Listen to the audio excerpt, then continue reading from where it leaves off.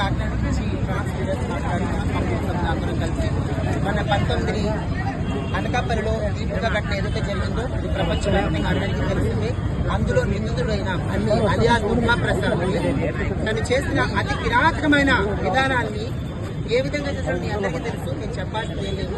కాకపోతే వారి ఇద్దరి మధ్య వాగ్వాదం జరిగింది. మీకు ఇష్టం లేకపోతే విడిపోవలసింది.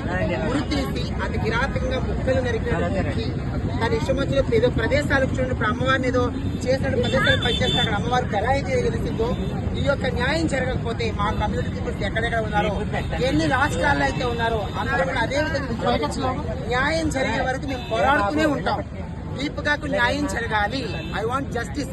ఆ న్యాయం ఎలా అయి ఉండాలని మేము కోరుకున్నామంటే, మీరు ఉరి శిక్ష తీస్తే అక్కడితో అయిపోతుంది. ఆ ఉరి శిక్ష అంటే ఆ రోజుతోనే మర్చిపోతాం. కానీ రాబోతున్న తరాలకు కానీ ముందు తరాలకు కానీ ఒక గుణపాఠంగా ఉండాలి అంటే, రాబోతున్న తరాలకు కానీ ముందు తరాలకు కానీ ఒక గుణపాఠంగా ఉండాలి అంటే భారత ప్రభుత్వం, మన ప్రభుత్వం ఏదైందో ఆ ప్రభుత్వం అతను కఠినంగా శిక్షించాలి. అతని శిక్షా విధానాన్ని చూసి, ఏ శిక్ష అయితే నిజంగా శిక్షా విధానాన్ని చూసి నివసిస్తున్న తాటి మనుషులు ఎవరైతే ఉన్నారో, ఈ మృగాలాంటి మనుషులు ఎవరైతే ఉన్నారో వాళ్ళు ట్రాన్స్ ఉమెన్స్ మీద కానీ స్త్రీల మీద కానీ వెళ్ళాలి అంటే భయం పుట్టే విధంగా ఉండాలి, వణుకు పుట్టే విధంగా వాళ్ళకి మీరు ఒక నిర్ణయం తీసుకొని చూడండి. ఇప్పుడు స్త్రీ మీదకి వెళ్తుంటే ఒక నిర్భయ చట్టం అనేది వచ్చింది. మీరు ఒకసారి చూడొచ్చు. నిర్భయ చట్టం దగ్గర నుంచి మన వరంగల్లో జరిగిన ఇష్యూ వరకు కూడా ప్రతి విషయంలో మేము కూడా మీకు సపోర్ట్ చేస్తూనే వచ్చాం. ఒక మహిళకు జరిగితే మేము ఎలా సపోర్ట్ చేస్తూ ముందుకెళ్ళామో అలాగే ఈరోజు ఒక ట్రాన్స్జెండర్ జరిగింది.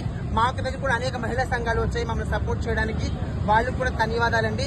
ఎందుకంటే ఇలా మేమందరం కలిసి ముందుకు వెళ్ళి న్యాయం అనేది చేయాలని మేము కోరుకుంటున్నాం. మేము ఒక్కటి అడుగుతున్నామయ్యా, ఈ యొక్క న్యాయాన్ని చూసి 10 మంది కూడా ఆనందపడే విధంగా ఉండాలి. ఆ అమ్మాయిని ఎంత దారుణంగా చేశాడంటే, తను ముక్కలుగా నరికి నలుదిక్కలకి విసిరేసి తన యొక్క విధానాన్ని ఆ విధంగా తెచ్చుకున్నాడు. మరి అది ఏ విధంగా స్టాటస్ అంటే మాకు తెలియదు. అలాంటి వ్యక్తి నుంచి మమ్మల్ని కాపాడాలి. నా పేరు పండు, కాకినాడ.